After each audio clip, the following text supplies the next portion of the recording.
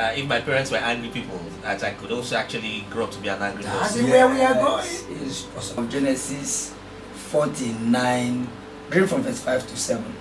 You will see a man called Levi and Simeon. They were angry. The man that raped their sister now pleaded to marry their sister. And they said, you can't marry from their tribe unless all of you, all the people in the community get circumcised. So the circumcision, they accepted. So, but when they were circumcised, you know that that thing will be in a painful situation. As adults. Circumcised old men. Old men. At the peak of their pain, these two brothers enter into the camp and kill all the men. After killing them, their father became annoyed. So in Genesis 49, now verse 5 and 7, it was revealed.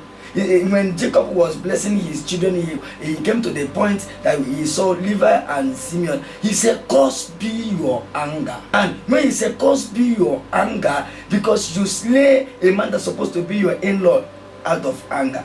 And that reflected in the book of Exodus chapter 2. If you read Exodus chapter 2 from verse 1 and 2, you see that the father and the mother of Moses came from the tribe of Levi. And what destroyed Moses? It was anger. And Moses was, the Bible described Moses as the meekest man on earth. As the meekest man, so a man under control. But how can a man be under control but out of control? Because anger simply means out of control. Little madness. So it was that little madness that brought destruction to him. So on that note now, you will see that anger can also come from the parents. Can pass through the genealogy of a family, or can run in the bloodline.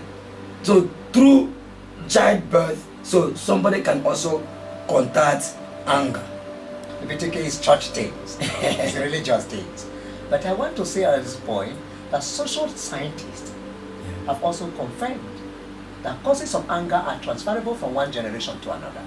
Let me quote somebody very directly. A psychologist by the name Harry L. Mills reported that from a very early age, people learn to express anger by copying the angry behavior they see model around them. So we pick it up, just like children actually pick Beautiful. up the ideals and stuff in the environment. So people pick up. Exactly. That is why we are so careful, because we are talking from a center where we are dealing with orphans whose parents have died.